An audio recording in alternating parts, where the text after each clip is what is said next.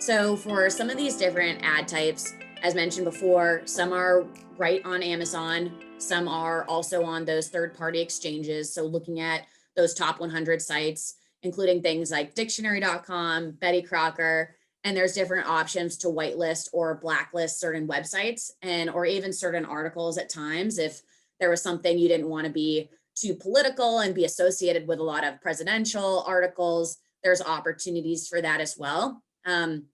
There's also other published partners, other Kindle advertisements, especially it's called the wake screen, like when you're opening up that Kindle and the advertisement pops up right there.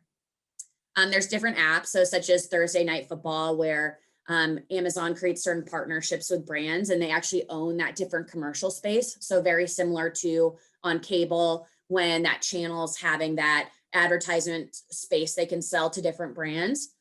Other ones are for Fire TV or OTT, over the top.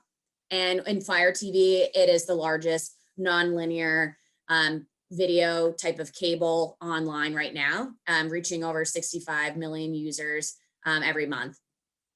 IMDb is one of the top 6 streaming websites and provides a lot of free content to users in videos and TV shows, as well as you might normally know IMDb from reading about different actors or actresses, and they've actually expanded beyond that. So that's another great tool, especially for beauty companies where they might do a lot of TV advertisements. These are some other great ways to expand in that video mindset. There's also free dive, Alexa audio ads, homepage takeovers, which can be really powerful and can either have a full page or part of the page can be 100% of the time running, or sometimes it's split between a few different brands.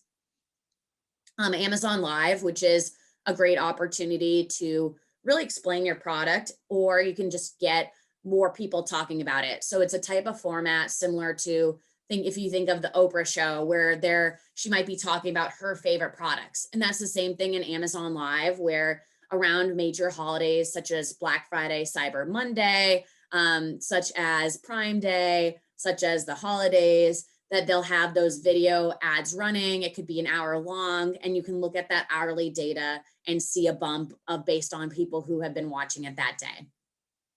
And the last one is different red carpet events or other events such as Comic-Con, and you can be involved as a sponsor of those products and those events, and which can really help to grow your business. So there's some different new DSP placement types. So for the HQP or the hyper quick promo, so that's right under the certain advertisement on the product detail page, and it's actually to the right. So you can see in that top right image where it's to the right of those headphones, the ones right there, it's a very prime spot. And a lot of people, they'll either try to do brand defense where they're putting their own product there so that competitors won't be there, or in some other ways, it might be more of trying to get those other competitors as well. And then just on that last slide, there's a couple other ones I'd love to show you.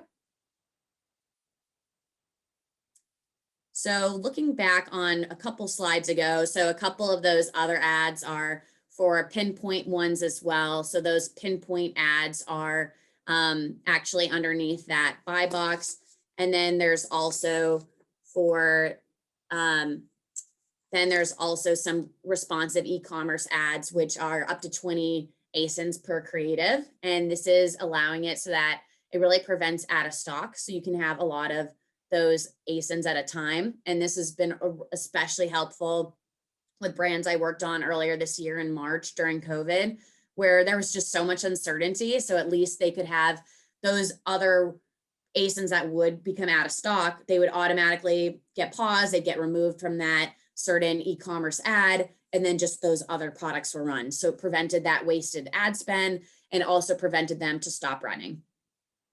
So looking at some different Amazon on-site display banners. So you can be familiar with some of these ones, like you can see here for Adele's and for Under Armour, that right on that thank you page, you can see underneath and it has this ad space. And it can be very beneficial in times because there could be shoppers and they want to be buying more, and it's already targeting people who have that buying mindset.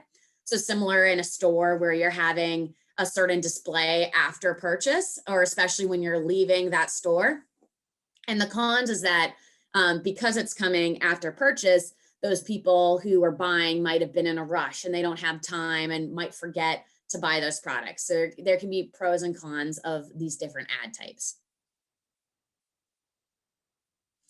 So for the homepage takeovers, this is a very powerful type of ad, and especially if you can afford it. So not everyone, I would think, could probably afford these types of prime spots, but this is really an awareness play. It's not trying to really drive conversion or ROAS. It's really looking at those impressions, those click-throughs, and new to brand rates, where it's really focusing on how many new people can we bring to see our product. So the benefits is that you really can get a lot of new customers and it's really getting the largest amount of exposure. And the only cons is be that it's one of the more pricier type of ad types on Amazon. So for Amazon Live, it is a hefty fee as well. I know typically the spend minimum might be 500,000 on these type of ads.